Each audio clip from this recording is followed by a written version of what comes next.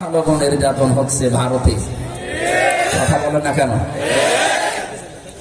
ওখানে সংখ্যালঘু হিসাবে মুসলমান যেমন আছে, খ্রিস্টানও সেরকম আছে। কিছুদিন আগে আপনারা দেখেছেন ওখানে খ্রিস্টান দুইটা মেয়েকে তারা উলঙ্গ করে রাস্তায় হাঁটিয়েছে। আজকেও সকালে মুসলমানদের কলিজা আল্লাহর ঘর মসজিদ তারা ভেঙে দিচ্ছে। আমরা বিশ্বের 250 কোটি খ্রিস্টান, 200 কোটির উপরে মুসলমান। আমরা আহ্বান জানাচ্ছি শুধু ইহুদি আর মুশরিক বাদ দিয়ে তাম পৃথিবীর মানবতা এক হয়ে যাওয়া দরকার। কারণ এই দুইটা জাতি মানবতার প্রকাশ্য শত্রু। এরা যারা খ্রিস্টান মেয়েদেরকে উলঙ্গ করে রাস্তায় হাঁটাতে পারে, মুসলমানদের কলিজায় যারা আগুন লাগাতে পারে, লাতাজিদান্না আশাদ্দান নাসি আদাওয়াতাল লিল্লাযিনা আমানুল ইয়াহুদা ওয়াল্লাযিনা আশরাকু ওয়া লাতাজিদান্নাহুম। এর পরের শব্দে আল্লাহ যাদের নাম দিয়েছেন তারা হচ্ছে খ্রিস্টান। আল্লাহ বলেন, হে নবী, পৃথিবীতে মুসলমানদের জঘন্যতম শত্রু হিসাবে আপনি দুইটা জাতি দেখতে পাবেন, একটা হচ্ছে ইহুদি আর একটা মুশরিক। তুলনামূলকভাবে তাদেরকে সাহায্যকারী আপনি খ্রিস্টানদের পাবেন। সেই হিসাবে আমরা এই দুইটা জাতি বাদ দিয়ে তাম পৃথিবীর যত জাতির মানুষ আছে আমরা আহ্বান জানাবো, আসেন ঐক্যবদ্ধ হই। এই উগ্রপন্থী হিন্দু যারা দুনিয়ার মানবতার শত্রু, সব হিন্দু না, উগ্র যারা পৃথিবীর যে ধর্মেই হোক, উগ্র যারা তাদেরকে কেউ পছন্দ করে না। কথা বলেন না কেন? এই মিথ্যা যেহেতু সারা দুনিয়া এখন প্রচার হচ্ছে যে তারা মুসলমানদের উপরে নির্যাতন চালাচ্ছে, তাদের নিজেদের দেশেই তারা সংখ্যালঘুকে নিরাপত্তা দিতে ব্যর্থ। সুতরাং তাদের কথা কোনোদিন মানা যায় না যে বাংলাদেশে সংখ্যালঘু নির্যাতন হচ্ছে। আল্লাহ তাআলা বলেন, ফাকাইফা ইযা জিনা মিন কুল্লি উম্মাতিন বিশাহিদিন ওয়া জিনা বিকা আলা হাউলাই শাহিদা। আমি যে আয়াত পড়লাম, দ্বিতীয় আয়াত এটা 41 নম্বর আয়াত সূরা নিসা। আল্লাহ বলেন, কেমন হবে যখন প্রত্যেকটি জাতির ভেতর থেকে আমি একজন করে সাক্ষী আনয়ন করব। আজ ওদের ধর্মের লোক গোবিন্দ পরামানিক, রঞ্জন কুমার সরকার, এই দুইজনের বক্তব্য দেখেননি ভিডিও লাইভে? তারা বলছে বাংলাদেশে সংখ্যালঘু নির্যাতন, বিশেষ করে হিন্দুদের উপরে কোনো অত্যাচার হচ্ছে না, হয়নি। যা করেছে ওই বাটপাররা করেছে। কারণ ওরাও যেহেতু আপনাদের দলেরই লোক ছিল। আমার ফাঁসি চাই, আমি মেজর ডালিম বলছি, এই দুইটা বই পড়লে ইতিহাস যেটা বলছে, ওনাদের জন্ম বৃত্তান্ত পড়লে যেটা জানা যায় ওনারা ওই ধর্মেরই লোক ছিল। কথা বলে না কেন? আপনাদের ধর্মের লোকই আপনাদের 15.5 বছরে মেরেছে, অত্যাচার করেছে। আপনাদের মন্দির যদি ভাঙে তারাই ভেঙেছে। গোবিন্দ পরামানিক একটা হিন্দু মানুষ, আপনাদের পরিষদের সে সভাপতি, সে পর্যন্ত এখন ডাক দিয়ে বলছে পৃথিবীর মানুষেরা বাংলাদেশে ইসলামপন্থী, বিশেষ করে জামাত ইসলামী এবং আলেম ওলামাদের হাতে আমরা কোনোদিন নির্যাতনের শিকার হইনি, হওয়ার সম্ভাবনাও নেই। যাদের হাতে হয়েছে তারা পুরাটা উল্টিয়ে দুনিয়ার মানুষকে দেখিয়েছে, এই দোষটা চাপিয়েছে ইসলামপন্থীদের উপর। সুতরাং এই দেশের সম্প্রীতি, সৌহার্দ্য যে পরিবেশ, টিকিয়ে রাখার জন্য আমরা যেহেতু কাজ করছি, আগস্টের 5 তারিখের পর থেকে আপনি দৃষ্টান্ত হয়ে আছেন। এদেশে হিন্দুদের মন্দির এদেশের মুসলমানেরা পাহারা দিয়েছে, আর ওরা এখন প্রতিদান হিসাবে দেখেন আমাদের মসজিদ আল্লাহর ঘর তারা ভেঙ্গে ধোয়া তুলেছে। এখানে নাকি মন্দির ছিল 1000 বছর আগে। বলেন নাউজুবিল্লাহ। আরে ভাই, ঢাকার স্বামীবাগের এই ইসকন মন্দির এখন যদি আমরা আওয়াজ করি যে 500 বছর আগে এটা আমাদের মসজিদ ছিল, কি করবেন আপনি? বলেন। এটা রেকর্ড হয়, এটা ইন্টারনেটে যাচ্ছে, বাতাসে ভেজে বেড়াচ্ছে, ইথারে। সুতরাং আমরা আহ্বান জানাবো, কিছু মানুষ উস্কানি দিচ্ছে, বিশেষ করে মলম বিক্রেতা, এর যে কি অবস্থা। সাংবাদিক নামের একটা কলঙ্ক। কথা বলেন না কেন? আমার মনে হয় এই লোকটার জন্মে কোনো জায়গায় মনে হয় সমস্যা। তাছাড়া এরকম কথা কেউ বলে? হ্যাঁ, অথচ চট্টগ্রাম নিয়ে নিলে আমাদের এই এই উপকার হবে। আরে ভাই, চট্টগ্রাম নিয়ে নেবেন মানে কি যৌতুক নেবে? আর মেয়ে তো পালিয়ে গেছে, কিসের যৌতুক? পালানো মেয়ের আমার কোন যৌতুক আছে? ও বিয়েই তো মানি না। তারপরও মেয়ে যার সাথে পালিয়েছে ওর সাথে তো বিয়েও চাইছে, পালিয়েছে না আবেগে পড়ে, কিন্তু বিয়ে করতে হলে তো হাঁপাতা হওয়া লাগবে, কত কোলাতা। আর দাদার যা বয়স, এই বয়সে যদি হাঁপাতা করা লাগে তো গোড়া থেকে কেটে বাদ দেওয়া লাগবে। আমি নিচে নামলাম না, যেহেতু এই 15.5 বছরে অনেকে ধোয়া তুলতো যে আমাদের স্বামী স্ত্রীর সম্পর্ক, আর স্বামী যেহেতু বড় হয়, স্ত্রী ছোট হয়, সেই হিসাবে ওরা বড়, আমরা ছোট, আমরা মনে করতাম মনে হয় এইটাই বলতে চাচ্ছিল, কিন্তু এটা তো শরীয়ত মেনে নেয় না। সূরা বাকারা 221 নম্বর আয়াত, আমি কি মানালাম? আপনি না সূরা বাকারা 221 নম্বর আয়াত বলে দেখেন আল্লাহর বক্তব্য। আল্লাহ রাব্বুল আলামিন বলেন,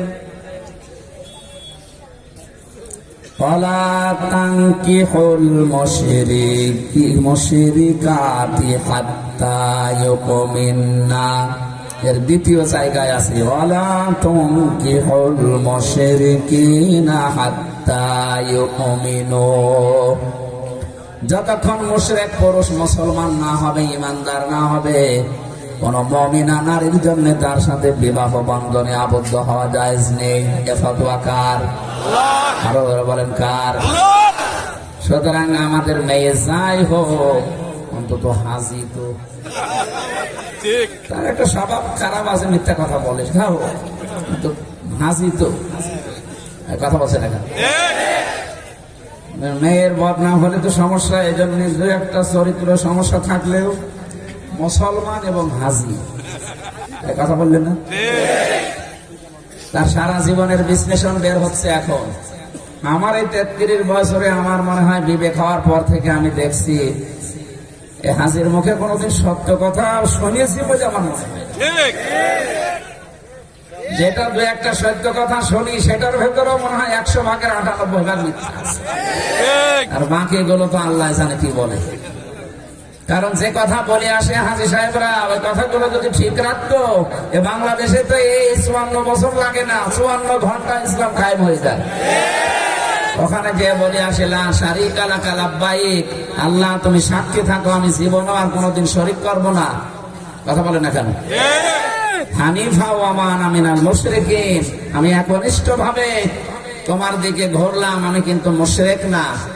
অথচ বাংলাদেশে আসার পরে আপনি শিরিকের কারখানা শুরু করেন, মোড়ে মোড়ে মূর্তি তৈরি করে শিরিকের বাজার বসান। যত টাকা খরচ করেছিলেন শিরিক করার জন্য, সব টাকা চলে গেছে।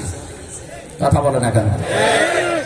এই জন্য আমার ভয় লাগে, আমার ভয় হয় আল্লাহ যখন কিয়ামতে এই গোবিন্দ পরমাণিককে এই মুশরিকদের বিপক্ষে দাঁড় করাবেন, ওয়াজিনা বিকা আলা হাউলাই শাহিদা, হে নবী আপনাকেও আমি দাঁড় করাবো তামাম দুনিয়ার উম্মতের জন্য সাক্ষী হিসাবে।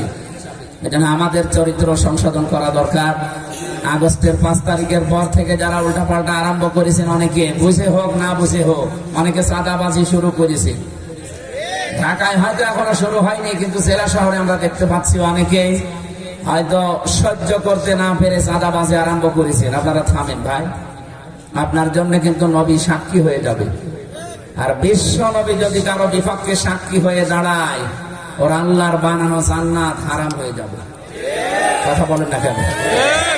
যে জান্নাতে যাবার জন্য বারবার আল্লাহ আমাদেরকে সাধনা করতে বলছেন, লিমিসলি হাদা ফালিয়ামালিল আমিলুন, সূরা সাফফাতের 61 নম্বর আয়াত।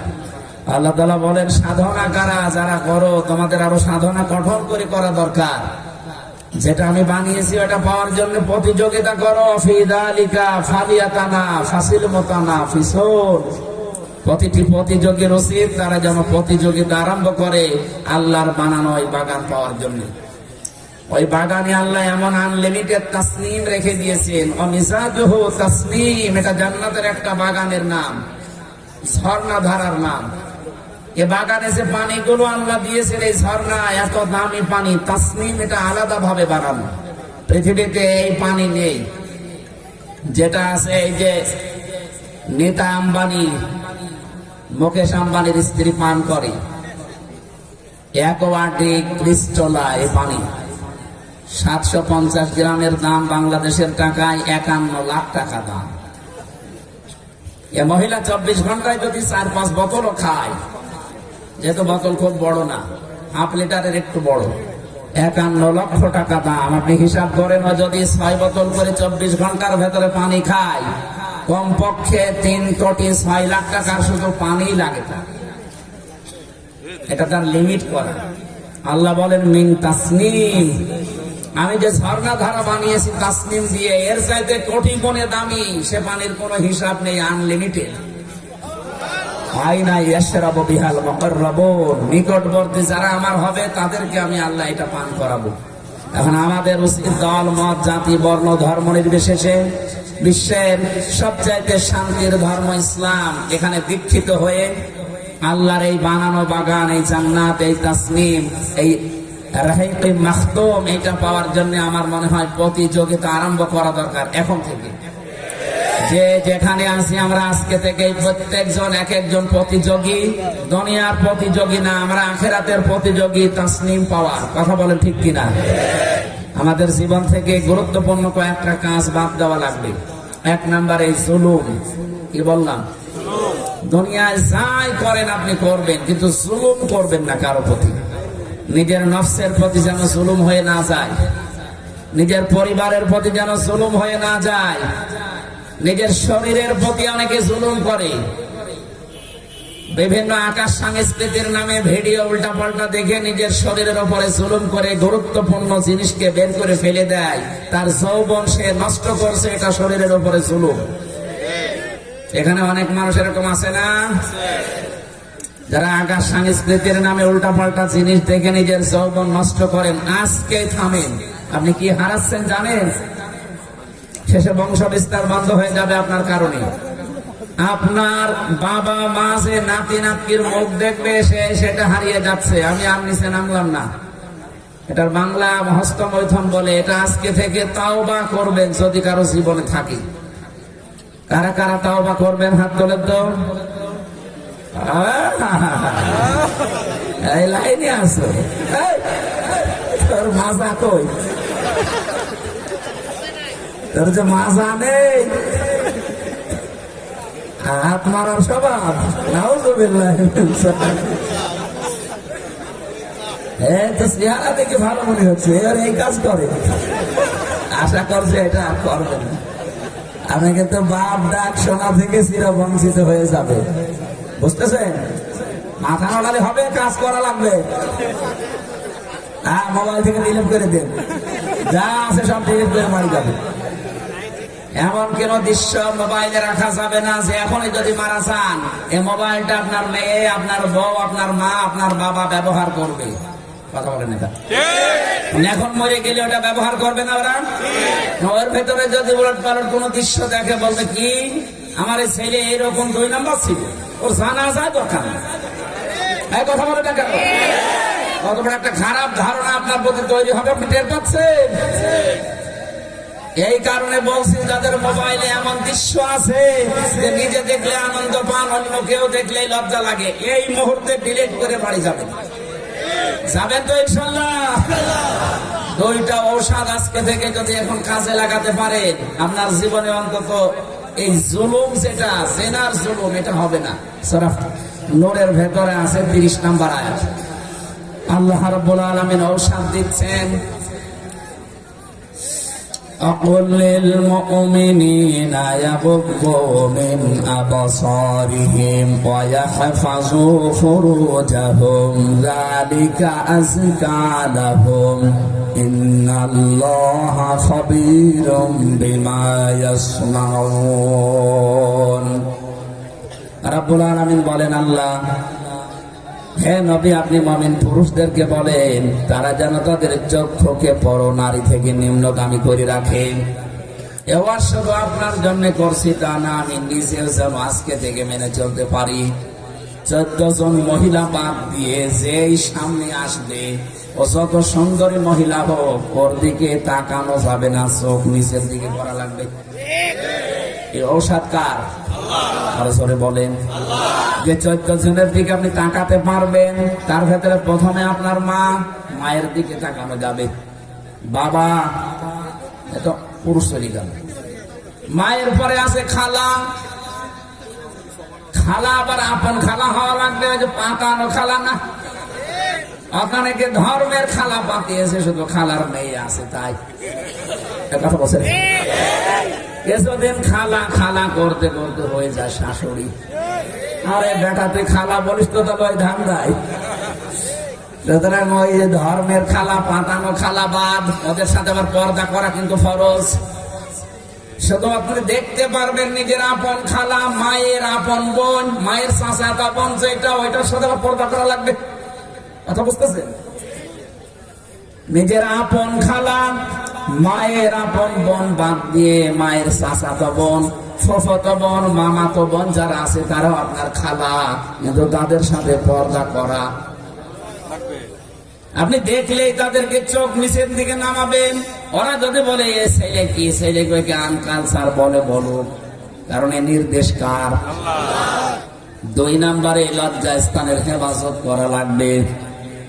এই 2টা ঔষধ যদি কেউ এখন থেকে পালন করতে পারে, মাত্র 15 দিন করে দেখেন, 15 দিন পালন করলে আমি গ্যারান্টি দিতে পারি আয়াত অনুযায়ী নিজের স্ত্রী ছাড়া অন্য কোনো মহিলা আপনার ভালোই লাগবে না। বহু পুরুষ মানুষ আছে তারা বলে যে আমার নিজের স্ত্রী আজ 2 বছর বিয়ে হয়েছে, প্রথম বেশ ভালোই লাগতো, এখন আর ভালো লাগে না। কেন? বলে এক জিনিস আর কতদিন। হ্যাঁ, এটা বলে। আরে শয়তান, তোর এক জিনিস আর কতদিন মানে তাহলে মহিলার যদি বলে যে এক জিনিস আর কতদিন, আপনারা তো জিনিসপত্র সেই একই আছে। ও যদি এখন উল্টো করে বলে যে আমারে তোমার 2 বছরে এক জিনিস কতদিন মনে হয়, আমারও মনে হচ্ছে। এটা মনে হওয়ার কয়েকটা কারণ আছে। তার 1 নাম্বার কারণ, যারা চোখ আর লজ্জা স্থানের হেফাজত করতে পারে না, তাদের কাছে শয়তান ওই দুনিয়ার ওই 14 জন মহিলা বাদ দিয়ে যারা আসে তাদেরকে আকর্ষণীয় করিয়ে তোলে, জাল হিসাবে ব্যবহার করে। এই জন্য 15 দিন আমল করে দেখেন, চোখকে নিম্নগামী করে রাখবেন। যে আসুক, যত বড় সুন্দরী আসুক, এই 14 জন বাদ দিয়ে আমল এখন থেকে শুরু করবেন। এই রাস্তায় যাওয়ার সময় দেখা হবে। কথা বলেন না? অনেকে এরকম মনে আছে, হুজুর যত ওয়াজ করেন, রাস্তায় গিয়ে যদি পরিমণের মতো কাউকে পায়, ওয়াজ পরে তওবা করে নেবে, আগে দেখিনি। অবশ্য ঠিক ধান্দায় আছে না। এই ঔষধ যদি আপনি পান না করেন, এই ঔষধ যদি না খান, আমি বলে করবো কি? মাত্র এই ফিতনা ফাসাদের জামানায় 2টা গ্যারান্টি যদি আপনি এখন থেকে দিতে পারেন, এই মুখ আর লজ্জা স্থান, নবীজি বলেন আমি তোরে গ্যারান্টি দিলাম, আমি নিজে করে জান্নাতে পৌঁছিয়ে দেব। সুতরাং আমি সহ যারা আছি, আমার কথাটা একটু মেনে নিন। 15 দিন মাত্র, 15টা দিন যদি নিজের চরিত্রকে আপনি পরিষ্কার পবিত্র করে রাখতে পারেন, নিজের জায়েজ স্ত্রী বাদ দিয়ে অন্য কাউকে কামনা করবেন না। এই কথা বুঝতেছে? ইল্লা আলা আজওয়াজিহিম আও মা মালাকাত আইমানুহুম ফাইন্নাহুম গায়রু মালুমিন। নিজের জায়েজ স্ত্রী বাদ দিয়ে অন্য কারো দিকে ব্যবহারের দৃষ্টি নিয়ে তাকানো নাই, তাকানোই, শেষে হর্ষই আছে, তাকানো না, শুধু তাকানোই জায়েজ নেই। সুতরাং এরকম কোন কাজ কারবার দুনিয়াতে যারা আমরা করছি, এখনই যদি থেমে যেতে পারি, 15 দিনের আমল দিলাম, দেখবেন আপনি সত্যি আয়াত অনুযায়ী একটা অনির্বচন সুখ পাবেন। শব্দটা কি বলল? একটা অনির্বচন সুখ আপনি পাবেন। মা পাখিটা যখন বাচ্চাদেরকে সেভ করার জন্য এভাবে পরগুলো বিছিয়ে দেয়, এরপরে ফল করে দেয়, এভাবে একটার সাথে আর একটা পর লাগিয়ে দেয়, এরপরে ডাউন করে ফল করে দেয়, ওর নিচে বাচ্চাগুলো যখন আপনি দেখবেন ছো মারবে কোনো কিছু, ওটা থেকে বাঁচার জন্য বাচ্চাগুলো তখন একটা আওয়াজ দেয়, কিসির মিসির কিসির মিসির, কথা বলে না কেন? এইটাকেই বাংলায় বলা হয় অনির্বচন সুখ। রব্বুল আলামিন বলতে চেয়েছেন, সত্যি যদি নিজের চরিত্রকে সংশোধন করে পবিত্র করে রাখতে পারো, এটা যেহেতু শরীরের ওপর একটা জুলুম হয়ে যায় সামনে, আমরা নিজেরা যারা এসেছি প্রত্যেকে এই জুলুম থেকে আমরা যেন বেঁচে থাকতে পারি আল্লাহর এই ঔষধ পান করার মাধ্যমে, তখন আপনার নিজের জায়েজ স্ত্রীর প্রতি আকর্ষণ বাড়িয়ে দেবে কে? আরো জোরে বলেন। একজন সাহাবী এসে বললেন, হে নবী, স্ত্রী ব্যবহার করার পরে যে গোসল করা হয়, প্রতি ফোঁটা ফোঁটা পানি যখন মাথার উপর থেকে পড়ে, আপনি বললেন প্রত্যেক ফোঁটা একটা করে নেকি হয়। বিশ্বনবী বললেন, হ্যাঁ এটা হয়। সাহাবী বলেন, হুজুর এই কাজে নেকি পাওয়া যায়? বিশ্বনবী বলেন, এটা যদি তুমি অন্যের স্ত্রীর সাথে করতে কি হইতো? বলে গুনাহ হতো। নবীজি বলেন, এটা যদি অন্য জায়গায় করলে গুনাহ হয়, নিজের জায়েজ জায়গায় করলে সওয়াব হবে না কেন? জোরে বলেন সুবহানাল্লাহ। আমি তো ঔষধ গুলো বলছিলাম, এক নম্বরে আমরা যেন জুলুম না করি। ইন্নাল্লাহা লা ইয়াযলিমু মিসকালা যাররা, আল্লাহ বলেন আমি যাররা পরিমাণ জুলুম করি না। ওয়া ইন তাকু হাসানাতান ইউদাইফহা ওয়া ইউতি মিন লাদুনহু আজরান আযীমা। কোন মানুষ নিজের জীবন থেকে জুলুম নামক শব্দ যদি পরিহার করতে পারে, ওই মানুষের যা নেকির কাজ হবে প্রতিটি নেকির কাজ আমি আল্লাহ ডবল করে দেব। জুলুম বাদ দিয়ে যদি সুবহানাল্লাহ একবার পড়েন, দুইবার সুবহানাল্লাহ পড়ার সওয়াব পাবেন। সুবহানাল্লাহ বলতে পারেন না? ব্যক্তিগত জীবন থেকে আন্তর্জাতিক জীবন, যে জায়গায় আমরা আছি, কোন জায়গায় যেন আমার দ্বারা জুলুম হয়ে না যায়। আমি এই ফ্যাক্টরির মালিক, আমার আন্ডারে ৮-১০ হাজার মানুষ কাজ করে। কিয়ামতের দিন কিন্তু আমি তাদের অভিভাবক হিসাবে কাজ বড়ায় দাঁড়ানো লাগবে। এই জন্য আমার দ্বারা যেন জুলুম না হয়। আমি প্রতিষ্ঠানের মালিক, আমার দ্বারা যেন জুলুম হয়ে না যায়। প্রত্যেকটি জায়গায় মানুষ কিন্তু দায়িত্বশীল। কুল্লুকুম রাঈন ওয়া কুল্লুকুম মাসউলুন আন রাইয়াতিহি। নবীজি বলেন, প্রতিটি মানুষ দায়িত্বশীল। কিয়ামতের দিন তার স্ব দায়িত্ব সম্পর্কে তাকে জিজ্ঞাসা করা হবে। এজন্য জুলুম এটা এমন একটা মারাত্মক অপরাধ, আল্লাহ সবচাইতে বেশি ঘৃণা করেন এই কাজটা। জুলুম ত্যাগ করে মানুষ জীবন যখন চালাতে থাকবে, ওয়া ইউতি মিন লাদুনহু আজরান আযীমা, আল্লাহ বলেন আমার নিজের পক্ষ থেকে মিন লাদুনহু, আমার পক্ষ থেকে তাকে আজরান আযীমা, বিশাল পুরস্কার আমি আল্লাহ দান করব। বলেন আমিন। আল্লাহর ওই পুরস্কারের নামটাই তার বাগান জান্নাত। এতক্ষণ যেটা পাওয়ার জন্য আমি লোভনীয় বস্তু হিসাবে বারবার আশা জাগাচ্ছিলাম, যেটা পাওয়ার জন্য আপনাকে চেষ্টা করা লাগবে জান প্রাণ দিয়ে। যে যেখানে আসি ওই জায়গা থেকে আমাদের আজকে থেকে চেষ্টাই থাকবে জীবনের আসল সাধনা। আমি যাই করি আমার ওই বাগানে পৌঁছানো লাগবে। কথা বলেন ঠিক কিনা? আজকের এখানে এসেছি ওই বাগান পাওয়ার, রাস্তা পাওয়ার জন্য। আমরা হয়তো রাস্তা অনেকেই ভুলে গেছি বাগানে যাওয়ার।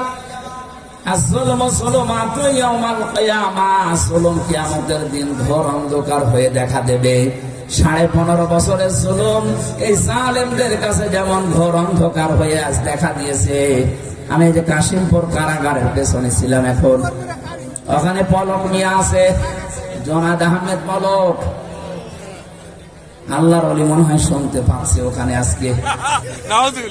এদের এই জুলুম গুলো কত অন্ধকার হয়ে তাদের কাছে আজ দেখা দিয়েছে। আপনি তাকান তাদের দিকে, কি আরাম আয়েশের জীবন ছিল। 15.5 বছরে তারা গানও বেঁধেছিল। দেখতাম বিভিন্ন অনুষ্ঠানে নিজেরা গান বলতো, আগে কি সুন্দর দিন কাটাইতাম। দিন কাটান। আপনি ইন্টারনেট বন্ধ করে অন্ধকার করে দিলেন দেশটাকে, এটা একটা জুলুম। জুলুম মানে অন্ধকার। জুলুম মানে কি? বলেন বলেন। সুতরাং ইন্টারনেট বন্ধ করে যারা জুলুম করলেন, এর কারণে হাজারো মানুষ বিপদে পড়লো। এত মানুষ মারা যেত না, এই শয়তানদের পরিকল্পনা এত মানুষ মরেছে। এই জন্য আমার মনে হয় গণহত্যার দায়ে যাদেরকে আসামি করা হয়েছে প্রত্যেকের শাস্তি ত্বরান্বিত করা দরকার, নয়তো আগামীতে যারা আবার আসবে ওরা এদের চাইতেও বড় হারামি হবে। এই জন্য যারা এখন দায়িত্বে আছে তাদের উচিত বিচারের জন্য যাদেরকে মামলা দেওয়া হয়েছে ইমিডিয়েটলি আন্তর্জাতিক অপরাধ ট্রাইব্যুনাল যেহেতু সাজানো আছে, খুব তাড়াতাড়ি গণহত্যার সাথে যারা জড়িত শাস্তি দিয়ে দেন। কথা বলছেন এখন, অপরাধের শাস্তি না হলে পৃথিবীর অপরাধ কমানো সম্ভব না। আল্লাহ সব করে এই কারণেই দিয়েছেন, অনুনাজ্জিলু মিনাল কুরআনি মা হুয়া শিফাউ ওয়া রাহমাতুল লিল মুমিনিন। এই কোরআন নাযিল করার ধারাবাহিকতায় এমন এমন বিধান আমি দিয়েছি যত ঔষধের ভেতরে আছে সব মুমিনদের জন্য উপকারী। ওয়ালা ইয়াজিদুজ জালিমিনা ইল্লা খাসারা। কিন্তু যুগে যুগে যারা জালেম তাদের জন্য কোরআনে কোনো ঔষধ নেই, দিন যত যাবে তাদের শুধু ক্ষতি বৃদ্ধি হতে থাকবে। আমরা এই জন্য কি আমরা কি জালেম? আমার নফসের উপরে, শরীরের উপরে, পরিবারের উপরে, সমাজের উপরে, রাষ্ট্রের উপরে, যে কোনো জায়গায় আমার দিক আর বিভাগ আছে, আমি যাই করি আমি জালেম হব না। আজকের মূল টার্গেট হচ্ছে জুলুম থেকে বেঁচে থাকবো ইনশাআল্লাহ। কথা বলে না কেন? আল্লাহ আমি সহ যারাই আসলাম, তুমি জুলুম থেকে অন্তত আমাদেরকে আজকে থেকেই বাঁচিয়ে দাও। আর জেনার এই বিশাল গণা থেকে বাঁচার জন্য এই ফিতনা ফাসাদের জামানায়, এই অশ্লীলতার জামানায় যে ঔষধ বইটা বললাম, লজ্জাস্থানের হেফাজত যেভাবেই হোক কষ্ট হলেও করা লাগবে। আর চোখটা নিম্নগামী করবেন, মাত্র 15 থেকে 20 দিন আমল করবেন, আল্লাহ আপনাকে একটা আলাদা সুখ মনে দান করবে। আল্লাহ আমি সহ যারাই আসলাম আমাদেরকে মেনে চলার তৌফিক দাও, আমিন। আল্লাহুম্মা আমিন। মোনাজাতটা বসে করেন, 2 দিন ব্যাপী মাহফিলের আখেরি মোনাজাত বসে করেন। ربنا ظلمنا أنفسنا وإن لم تغفر لنا